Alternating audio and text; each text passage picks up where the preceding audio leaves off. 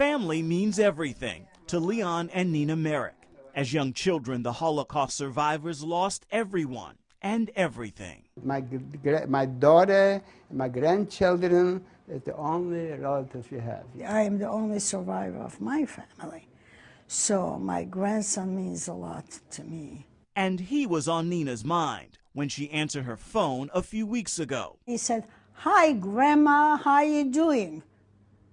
And I said, "Who am I talking to?" And he said, "Your grandson Joshua." And I said, "Joshua never calls me grandma, he calls me Savta." Joshua lives in Israel, but the caller told Nina he'd been in Greece attending a friend's wedding. Then he said, "Well, I am in big trouble, and promise you're not going to tell my parents."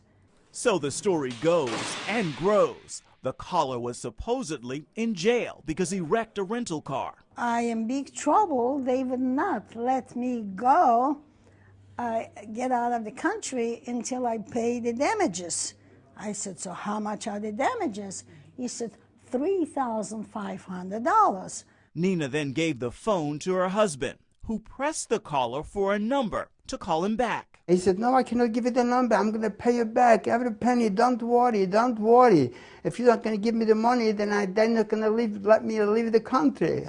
I said, "Josh, it just doesn't sound like you. You have to give me the telephone number, okay? Let me think, and maybe I have to talk to somebody." And he didn't want to give me the telephone number. And at that point, we got disengaged. That's it. No money. Leon then called his grandson, who was safe in Israel. To be able to exploit seniors and their love for their grandchildren is about as low as it comes. Eric Friedman heads the Montgomery County Consumer Protection Agency. He told me the Merrick's phone call followed the four-step dance to the grandparent scam: establish credibility, emergency, and secrecy, then exploit grandparents' natural desire to help their grandchildren. We have heard from seniors who've wired several $1,000s, $3,000, $3,800 to these crooks. The age of social media is also making it easier for crooks to get information on a possible target, like here on Facebook, where millions come to post personal pictures and information to share with family. In the hands of a crook, that information can be useful to con a grandparent who isn't likely to have a Facebook page. I don't know where did they get this information? I mean, that I have a grandson whose name is Joshua. This is the most despicable type of consumer fraud we can see in this office. And it's just one drop short of violent crime. Grandparents aren't the only ones who need to be careful.